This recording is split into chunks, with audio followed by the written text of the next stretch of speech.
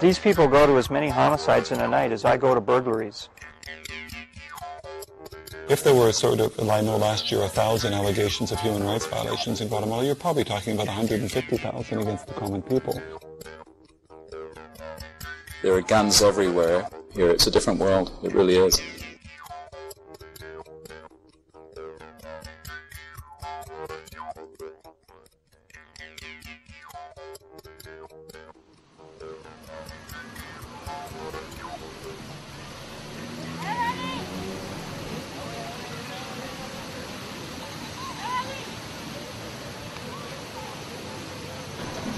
Guatemala City, a Central American capital with more than 2 million people.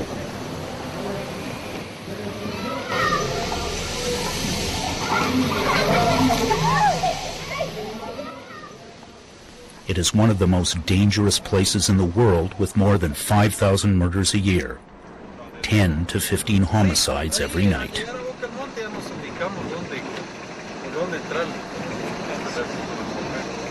Okay, we're at a homicide scene at a place called San Jose Pinula. It's a municipality just outside Guatemala City. It appears that somebody has been shot to death. Somebody heard gunshots at about 5 p.m. and came out and discovered the body, and the police and the crime scene unit are on the scene now. It's amazing. The level of violence here is almost unbelievable. When I tell them that the average for the year in Vancouver is 30 homicides, they laugh because they tell me that that's what they get on a bad day here.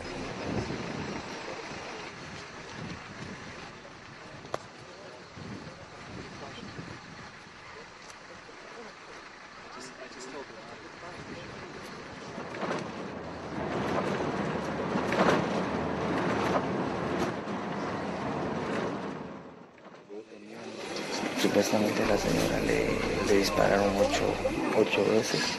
My spotlight? Y apparently they shot her 8 times in the back. They found about 8 shell casings. They're doing a check now to see if they can find a weapon. I think I've just come into a war zone. They're trying to do their absolute best with the limited resources that they have, and there's an incredible level of violence that I've seen here in this country. Guatemala tiene uno de los más altos índices de violencia en América.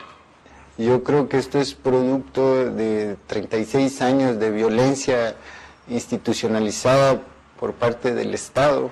El Estado respondió con violencia a las demandas sociales.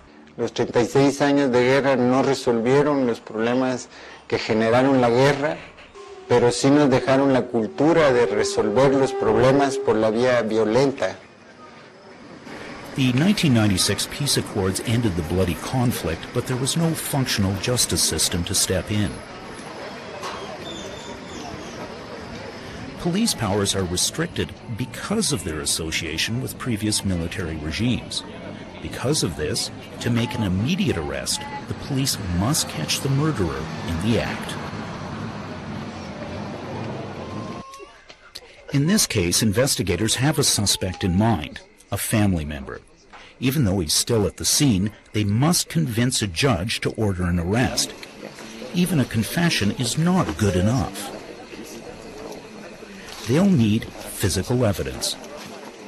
But the Guatemalan team lacks the forensic know-how. The scene itself is badly secured. It's, again, the area is not large enough. It should have been much larger. People should have been completely restricted to the crime scene. The crowd must be pushed back, or they'll lose evidence left by the shooter. Well, what just happened is that somebody happened to notice that there's another shell casing sitting in the middle of this little road outside the area that was cordoned off as part of the crime scene. So in this area where everybody has been standing around, people have been standing on top of a shell casing.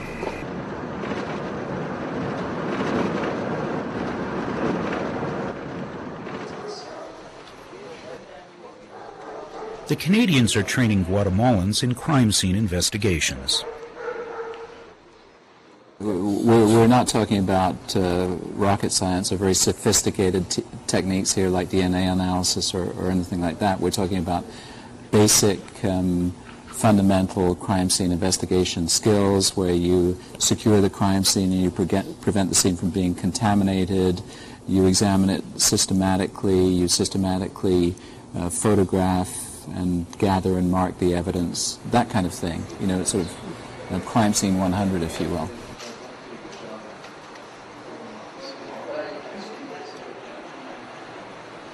The physical evidence. Physical evidence telling us gives weight to the testimony.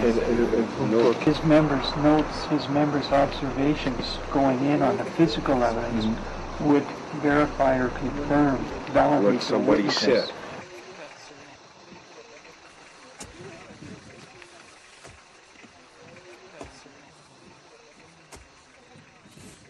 Guatemalans are no strangers to violence. 200,000 people were killed during a 36-year civil war. 10 years later, mass graves are still being exhumed. Families still grieve their losses, and institutions are still not trusted.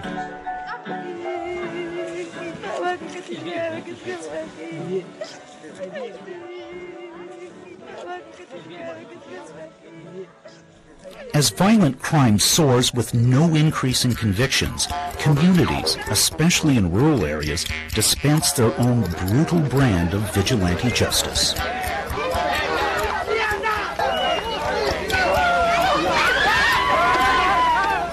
There have been more than 250 such executions since the peace accords. The scale of violent crime in Guatemala is a human rights issue, because it restricts the freedom of everyone to carry on a normal life. If there were I know last year 1,000 allegations of human rights violations in Guatemala, you're probably talking about 150,000 against the common people. And so what we're trying to address is just not the question of the serious human rights, but all human rights, because I mean, the problem of human rights is the problem of human rights of the common person as well, and not just in terms of what we would call political human rights, but also in terms of just daily life. The struggle in Guatemala is not just a police story. It's about people who face violence every day and victims who take on, in their own personal way, a duel with the devil. Bueno, mi nombre es Rosa Isabel Gutiérrez Ardón. Tengo 16 años. Venía caminando cuando me jalaron del pelo. Yo pensé que era mi hermano, porque él andaba trabajando lejos. Volteé con una sonrisa en la cara, que según yo era mi hermano. Lamentablemente no era él, era el individuo. Cuando yo volteé, él me puso el cuchillo en esta parte de acá. Yo grité, me tapó la boca. Cuando me entró en ese estrecho, que era pequeño donde él me entró, ¡Dale, pitamos, dale, pitamos!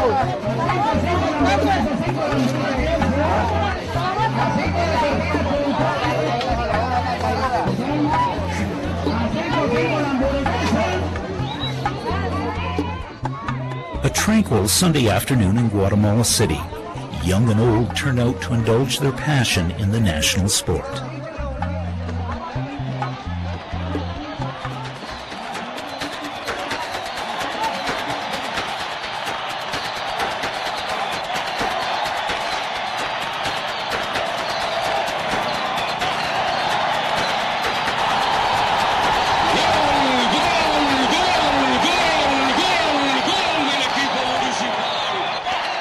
The game provides a distraction from everyday concerns.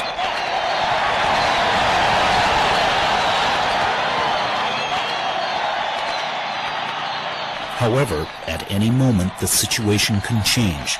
The threat of violence is ever present in Guatemala.